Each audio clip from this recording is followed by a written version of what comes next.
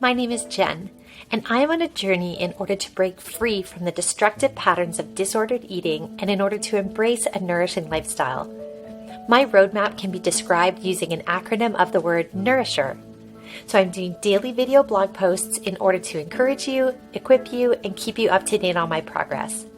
If this content is helpful or encouraging to you, please consider subscribing, hitting that like button, and sharing with others. It is my deep desire that these videos would help to ignite nourishing transformations in us all. Hey everybody, thank you so much for joining me for my Nourisher Check In. It is pouring rain outside. I've got my cozy hoodie on. You can see I'm at work, just wrapping up a good but really long day, and I am glad to check in with you. I think I would check in terms of noticing my emotions as melancholy, a little bit introspective. I have a slight headache. I'm tired, thankful. That's kind of how I'm feeling at the moment. Opening up to others, it was a very solo day today. I did have some really lovely interactions with the guests who are staying at our property, but all in all, it was a day to be on my own. And one thing that I really noticed about this was that it is so easy, of course, for me to find comfort and a sense of numbness or release from maybe some of the negative emotions that I haven't been able to process until this nourishing journey began. In food is where I've always found this solace before. But what I'm also noticing is another place that I found that solace was in busyness.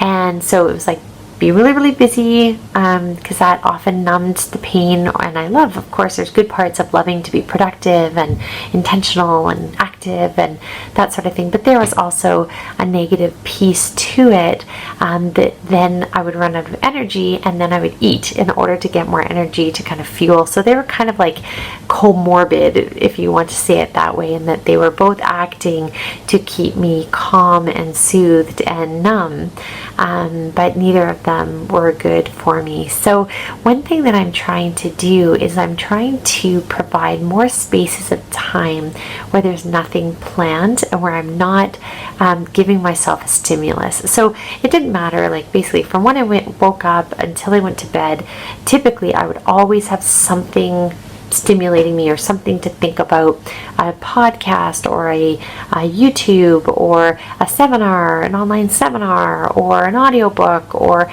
something, just always something, even just music to listen to, something to stimulate my brain and my mind. And I was listening to a doctor the other day who was suggesting that our minds and our ability to focus is kind of like an appetite, in that if we're grazing and eating a little bit of food all day long, when it comes time to eat a meal, we're not going to be that hungry.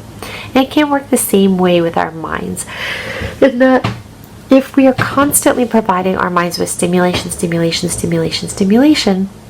when it comes time to actually need to focus on something that's important or achieve something or get something done, there really just going to be no appetite left to be able to really focus on that item. So I've been trying to give my brain greater periods of rest, particularly if I'm driving. Normally if I'm driving into town, which for me is a good 20 minutes, I'd always fill that time with something productive. But I'm trying just to let those times give my mind a break and give my brain a break, and maybe that goes into rewiring my brain, but that has been really interesting to see how I'm able to connect with myself and how my thoughts turn towards God during those times of more of a wandering mind. Understanding the cycle has been very interesting these past couple of days. The fatigue that was very noticeable yesterday. And what I noticed today is, again, this is my first time back at work in an intense work environment since COVID and since starting to embrace this nourishing lifestyle. And what I notice is that I'm facing all of my old patterns, because all of my old patterns are what is kind of hardwired into my brain of what it's like me to do when I'm at work, and how is it like me to push through if I'm feeling tired. And of course, in the past, that would have been to push through by using food to energize me on to the next item. So what I'm really noticing is just opportunity after opportunity after opportunity to make new choices, which definitely is rewiring my brain, because every time I make a new choice not to turn to food in order to make my way through the day, or give you the energy that I need, or the stimulation that I need, or the calm that I need to proceed through the day. Every time that I don't do that, I'm rewiring my brain. So this is an old place, a very familiar place to me. I have very familiar patterns that it's easy to fall into, but I have an opportunity to make new patterns. And you may find that in certain contexts you feel like an overcomer, and you feel like you can manage a healthy, nourishing relationship with food, or with your emotions, for example, but then you get into another situation and you feel like you're just right back, or another relationship, and you feel like you're just right back into old patterns. But I want to encourage you that each situation, we need to go through that rewiring process, and to be gentle with yourself.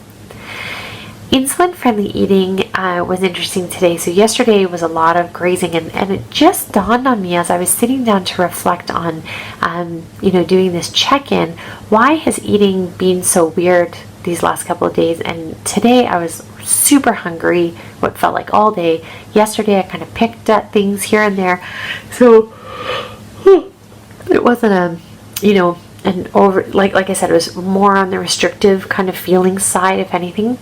And I realized, because I mentioned that I work in the hospitality industry, and one of the things I'm doing is I'm serving food, which means at the regular mealtime, I'm not eating.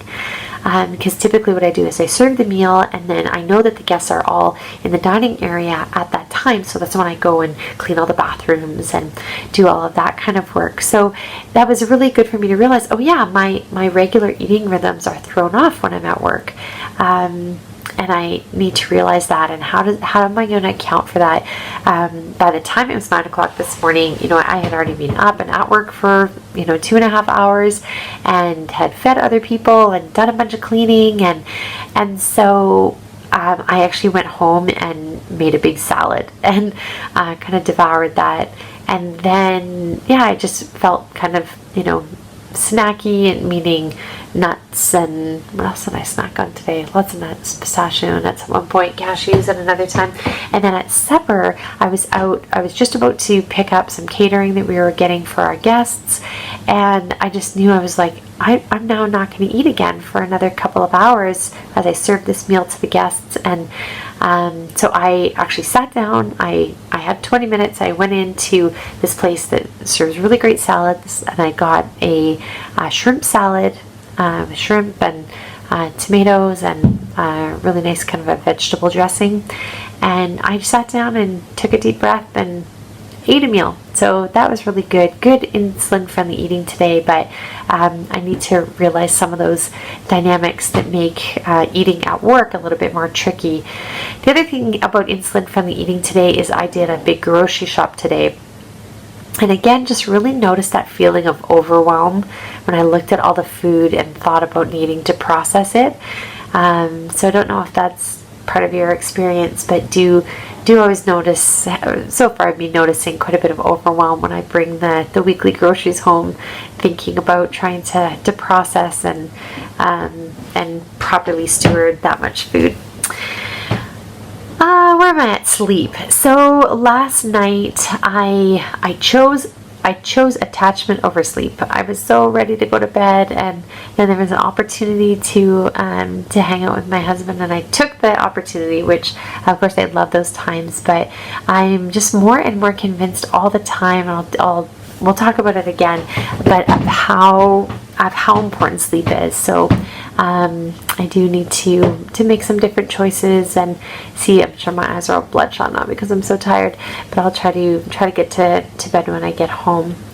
Hydration went really well today. I hydrated like crazy, but I think that's because I was eating, at my snack times, I was eating salty nuts. So I think that the salt was probably what made me such a good hydrator today.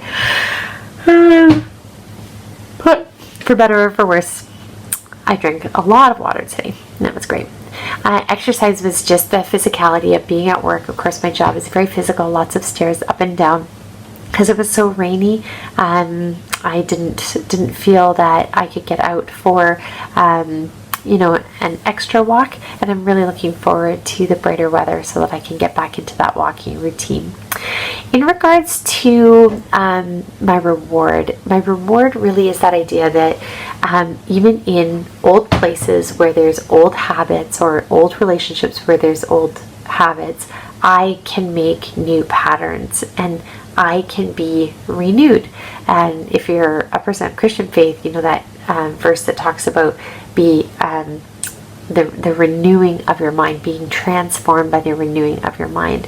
And I really am excited about, I know it's a slog and it's a lot of work, but the possibility of transformation and renewal. And you may have gathered by now that I'm a fan of the teaching and the work of Dr. Gabor Mate, and I was listening to just a fascinating, I should put it below, a very, very fascinating lecture that he did today. It was available for free on YouTube.